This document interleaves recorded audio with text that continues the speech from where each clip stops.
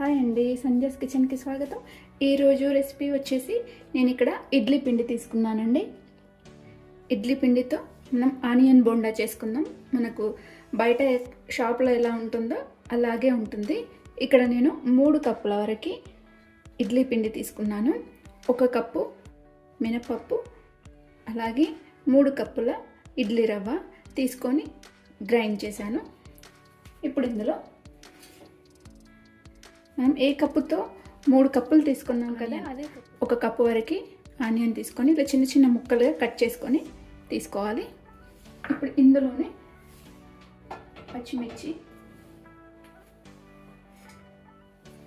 ఇలా చిన్నగా కట్ చేసుకున్న అల్లం ముక్కలు వేసుకోవాలి. ఇప్పుడు 1 టీ స్పూన్ వరకు జీలకర్ర, కొంచెం ఇలా సన్నగా కట్ చేసుకున్న కరివేపాకు, చిన్నగా కట్ చేసి పెట్టుకున్న పచ్చిమిర్చి. ఇక్కడ నేను ఒక 3 కట్ చేసుకొని తీసుకున్నాను. ఇప్పుడు ఇందులో కొంచెం 1/4 కప్పు వరకు కొత్తిమీర ఇలా సన్నగా కట్ చేసుకొని తీసుకోవాలి. ఇప్పుడు ఇందులో 1 టీ స్పూన్ వరకు ఉప్పు వేసుకోవాలి. ఇప్పుడు ఇదంతా ఒకసారి కలిపేసుకుందాము.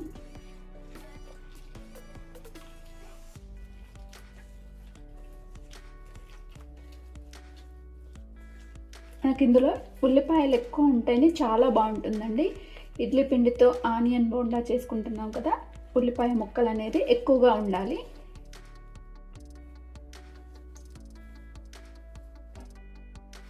ఇందులో 1/4 కప్పు మైదా పిండి, అలాగే 1/2 స్పూన్ వరకు వంట సోడా వల్ల మనకు ఈ ఇడ్లీ బోండాలు చేసుకుంటున్నాం కాబట్టి మనకు గట్టిగా రాకుండా మెత్తగా వస్తాయి.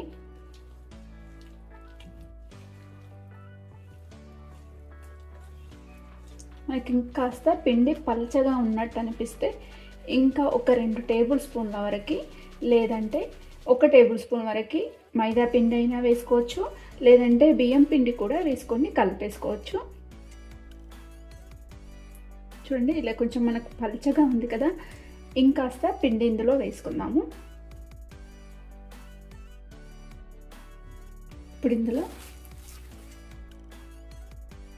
ఇంకొక 2 టేబుల్ స్పూన్ల వరకు మైదా పిండి వేస్తున్నాను. ఇదంతా కూడా కలిపేసుకుందాము. మనకు పిండి గట్టిగా ఉందనుకోండి, ఇడ్లీ పిండి, ఈ మైదా పిండి అనేది కొంచెం తక్కువగా పడుతుంది. అదే పిండి పల్చగా ఉన్నట్టు అనిపిస్తే కొంచెం ఎక్కువగా పడుతుంది పిండి. ఇప్పుడు ఇదంతా కలిపేసుకున్న తర్వాత చూడండి, కన్సిస్టెన్సీ ఇలా ఉండాలి. ఇప్పుడు ఇందులో ఉప్పు ఏమైనా పడుతుందేమో ఒకసారి చెక్ చేసుకొని మనకు ఇప్పుడు ఈ ఇడ్లీ పిండితో బోండాలు వేసుకోవడమే. ఇప్పుడు ఆయిల్ కూడా వేడైపోయింది. ఇప్పుడు పిండిని తీసుకుంటూ ఇలా బోండాలుగా మనం వేసుకోవడమే. మంట మీడియం ఫ్లేమ్లో పెట్టేసి మనకు ఆయిల్లో ఎన్ని పడతాయో అన్ని వేసుకోవాలి. మరీ టైట్గా వేసుకోకుండా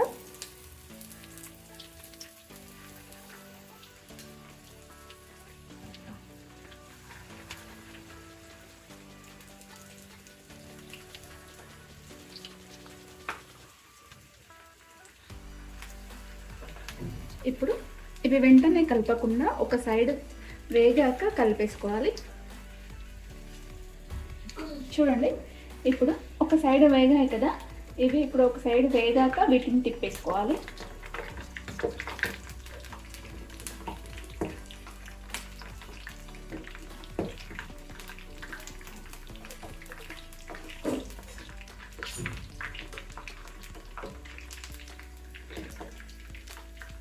రెండు సైడ్లు కూడా మంచి కలర్ వచ్చే వరకు మీడియం ఫ్లేమ్ మీదనే మనం వీటిని వేయించుకోవాలి.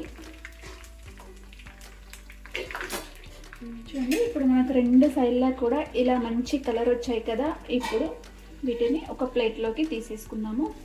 నేనైతే ఇక్కడ కొంచెం చిన్న సైజుగా వేసుకున్నానండి ఈ ఆనియన్ బోండాలు అనేది ఇడ్లీ పిండితో.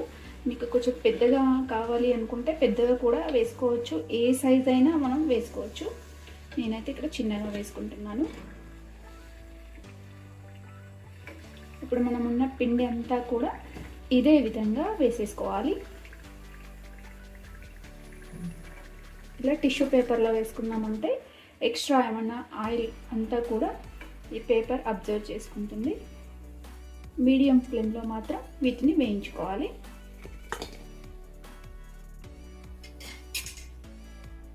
అంతే అండి, మనకు రెడీ అయిపోయింది. ఇడ్లీ పిండి ఆనియన్ బోండా రెడీ అయిపోయిందండి. మీద క్రిస్పీగా లోపల సాఫ్ట్గా చాలా బాగుంటాయి. అలాగే చాలా ఈజీగా కూడా చేసుకోవచ్చు.